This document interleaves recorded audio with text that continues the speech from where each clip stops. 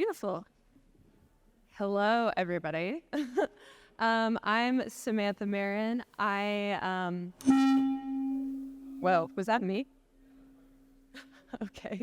I got my start in crypto at BANKLESS DAO, and now I am at Aragon, where I do content and growth and marketing, stuff like that.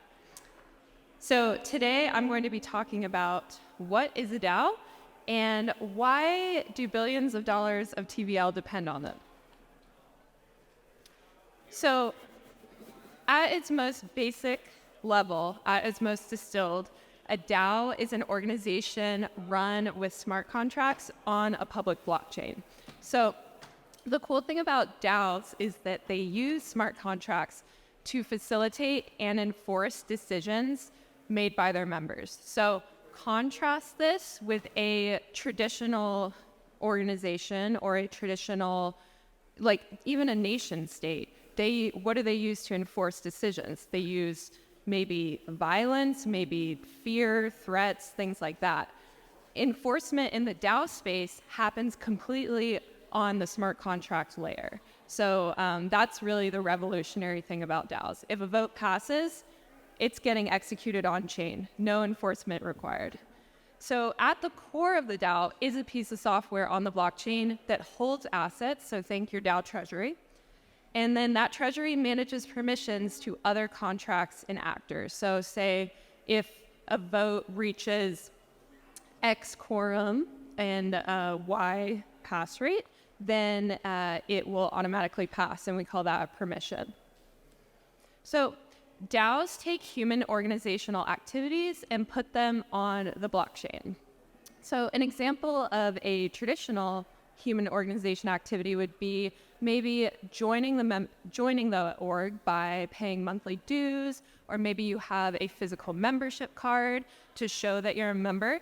But when we take that on chain, we use tokens. Maybe it's an NFT, maybe it's an ERC20. And by having that token, you're a member. Then when it comes to decisions, in a traditional organization, communities might have like an in-person vote or just have a discussion. And then when you take that and put it on chain, wallets are what is casting votes. They're doing that with voting chips, which are governance tokens, maybe NFTs, things like that.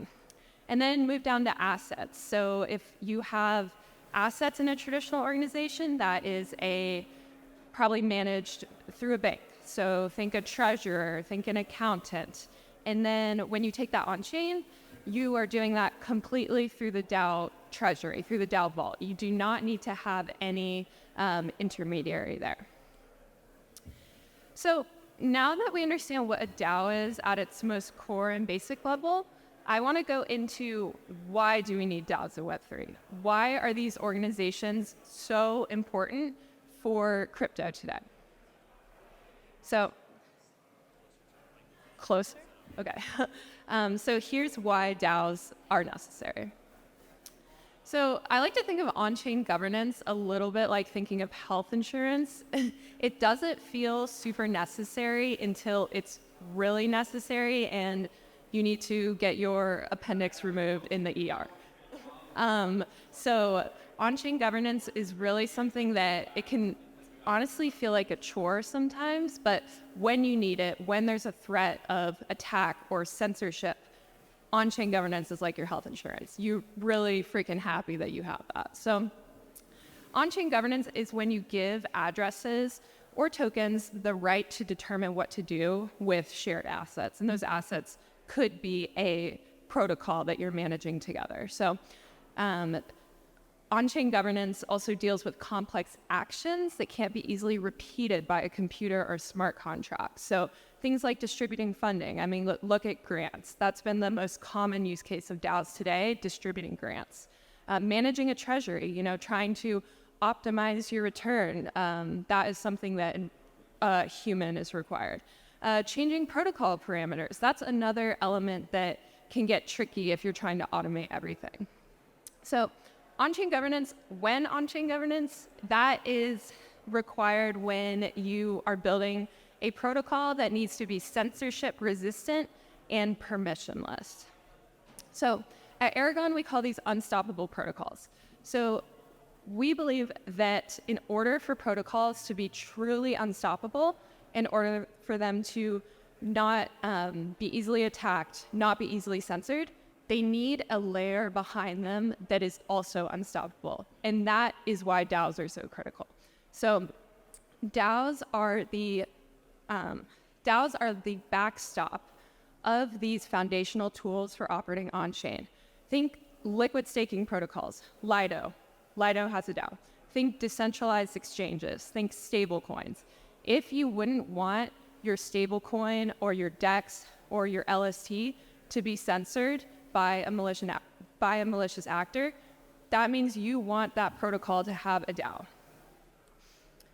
So something I like to think about with these unstoppable protocols is that they enable a huge experimentation space on top. So what I have with this graphic is at the base layer, at the protocol layer, we have on-chain infrastructure. Think of your L2s. They need reliable and effective on-chain governance so that we can build fun and exciting apps on top of them. So a good example would be Farcaster, right? They are experimenting quickly, they're innovating, they're not a DAO. But underneath them is optimism. Underneath them is a DAO inherently. So I like to see DAOs as kind of like the hidden, sometimes not so hidden if you're on crypto Twitter, but for the rest of crypto, we are the hidden but incredibly important layer that's enabling experimentation in DeFi.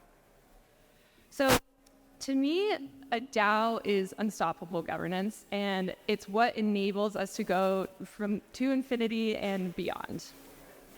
And I just wanted to share a quick meme, a mid-curve meme. A lot of people out there are saying that DAOs were a failed experiment, that DAOs of 2021 will never work, but that just can't be the case.